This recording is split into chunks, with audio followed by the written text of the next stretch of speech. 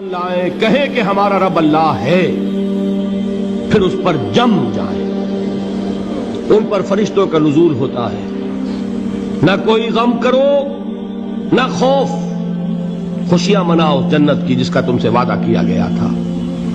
اللہ کی ربوبیت پر اطمینان جب انسان کو ہو جاتا، میرا رب اللہ ہے، ربی اللہ، انسان کے لیے نہ کوئی کھٹکا، نہ کوئی خطرہ، نہ کوئی خوف، نہ کوئی حزن۔ جو کچھ ہو رہا ہے کس کے اذن سے ہو رہا ہے؟ اللہ کے اذن سے۔ اللہ کے اذن کے بغیر پتا تک نہیں ہلتا۔ یہ کوئی اندھا بہرا مادہ نہیں ہے جس سے مجھے کوئی خوف ہو۔ اندھا بھینسا چلا آ رہا ہو اس سے تو ڈرنے کا ہر انسان کو ڈرنا چاہیے، نہ معلوم کس کو ٹکر مار دے۔ لیکن نہیں، اس کائنات کو چلانے والا ایک سمیع و بصیر خدا ہے، وہ جو میرا دوست ہے، میرا ولی ہے۔ اللہ ولی الذین آمنوا یخرجہم من الظلمات الی النور۔ اللہ اہل ایمان کا ولی ہے، ساتھی ہے، پشت پناہ ہے، مددگار ہے، حمایتی ہے۔ بتائیے جسے یقین ہو جائے کہ اللہ میرا مددگار، اللہ میرا محافظ، اللہ میرا پشت پناہ، اللہ میرا حمایتی، اس کے لیے کوئی خوف ہوگا؟ اس سے کوئی ڈر ہوگا؟ میں مثال دیا کرتا ہوں ایک بہت سادہ، پنجاب کے دیہات کی۔ وہ بڑا چودھری ہے اور کوئی غریب کسان ہے۔ اس غریب کسان کے جانوروں کو ہر وقت اندیشہ ہوگا چوری کا، کوئی میری بھینس کھول کر نہ لے جائے، کوئی میرا بیل کھول کر نہ لے جائے۔ لیکن جس کے بارے میں یہ سب کو معلوم ہو کہ وہ جو بڑا چودھری ہے وہ اس کا دوست ہے، اس کی بچیا کو کوئی خوف ہوگا؟ اس کی بھینس پر کوئی ہاتھ ڈالے گا؟ اسے کوئی اندیشہ ہوگا؟ نہیں۔ کیوں؟ کہ وہ بڑا چودھری، بڑا اس کا یہاں کا سردار، جاگیردار، سب کو معلوم ہے وہ میرا دوست ہے، کوئی میرے خلاف اقدام نہیں کر سکتا۔ اس دنیا میں یہ چھوٹی سی بات اگر آپ کے دلی اطمینان اور سکون کا باعث بن سکتی ہے تو ذرا تصور کیجئے۔ میں لفظ تصور استعمال کروں گا صرف اس لیے کہ اس کا ہم جس کو کہتے ہیں ادراک اور شعور کر نہیں سکتے، اگر کے ساتھ کر سکتے۔ اگر یقین ہو کہ اللہ میرا مددگار اور یقین ہو کہ اللہ ہر آن میرے ساتھ ہے، پھر کوئی خوف؟ کس کا خوف؟ کوئی شے اللہ سے بالاتر ہے؟ کوئی قوت اس سے زیادہ طاقتور ہے؟ کوئی اس کے ارادے کو بدلنے والا ہے؟ کوئی اس کی مشیت کے آڑے آنے والا ہے؟ یہی بات ہے جو حضور نے فرمائی۔ یہ ایمان کا حاصل ہے لب لباب، کہ دیکھو اچھی طرح اس بات کو ذہن نشین کر لو، اگر تمام انسان مل کر تمہیں کوئی نقصان پہنچانا چاہے نہیں پہنچا سکتے، مگر جو کچھ اللہ نے لکھ دیا ہو، اور تمام انسان مل کر تمہیں کوئی نفع پہنچانا چاہے نہیں پہنچا سکتے، مگر وہ شے جو اللہ نے طے کر دی۔ آپ پھر میں کہوں گا ذرا طاری کیجئے، اسے فرض کیجئے، اسے سوچئے۔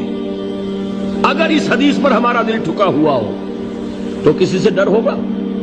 یہ مجھے نقصان نہ پہنچا دے، یہ میری رپورٹ خراب نہ کر دے، یہ میری انکریمنٹ نہ رکوا دے، یہ میرا یہ نہ بگاڑ دے، یہ میرے یہ نقصان نہ پہنچا دے۔ اس کا ڈر، اس کا ڈر، اس کا خوف، اس کی خوشامد، اس کے لیے جا کر طرح طرح سے اپنی عزت نفس کو ذلیل کروانا اس کے سامنے، یہ سب کچھ کیوں کرتا ہے انسان؟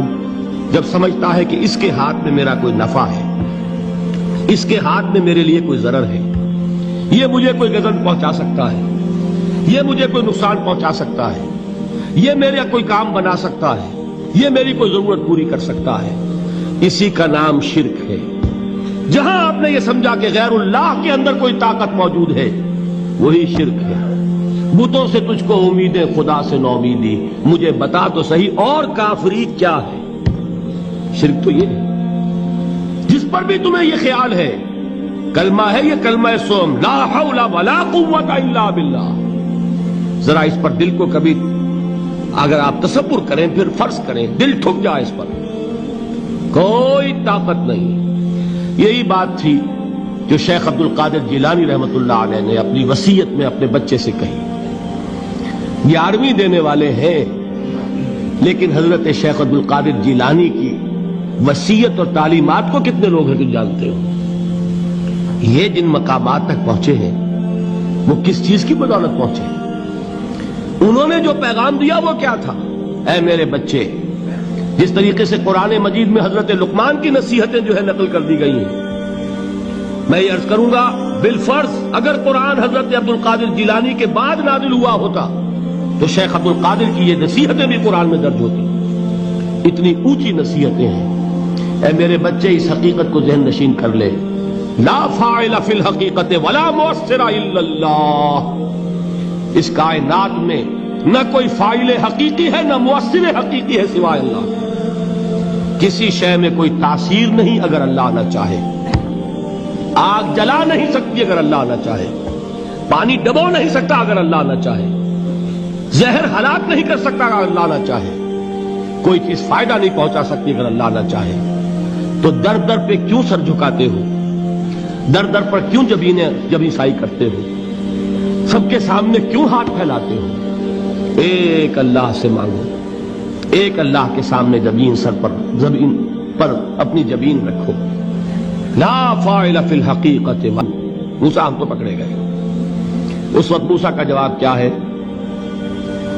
کلا ان معی ربی سیہدین. نہیں، میرے ساتھ میرا رب ہے، وہ راستہ دے گا. بتائیے کہاں راستہ نظر آ رہا ہے؟ یہ ہے ایمان بالغیب. راستہ نظر نہ آئے تب اللہ پر یقین ایمان ہے. جیب میں پیسے ہوں اور تب دل کو اطمینان ہے تو ایمان کس پر ہوا؟ پیسے پر، اللہ پر نہیں. جب وسائل و ذرائع نہ ہوں اور پھر یقین ہو کہ اللہ مسبب الاسباب ہے، وہ اسباب کا پابند نہیں ہے، وہ اسباب کا محتاج نہیں ہے، اسباب اس کے محتاج ہیں. اگر یہ یقین ہے تو اللہ پر ایمان ہے. یہ نہیں ہے تو تمہارا ایمان اسباب پر ہے، وسائل پر ہے، ذرائع پر ہے، مادیات پر ہے، اللہ پر نہیں. اس وقت کہاں راستہ تھا؟ کوئی راستہ تھا؟ سمندر ہے اور ادھر سے لشکر آ گیا ہے. کلا ان معی ربی سیہدین. اب دیکھیے، ایمان کہہ دینا آسان ہے، ہوا معکم اینما کنتم. جہاں کہیں بھی تم ہوتے ہو اللہ تمہارے ساتھ ہوتا ہے. لیکن اس کا یقین قائم ہو جائے تو زمین و آسمان کا فرق واقع ہو جائے.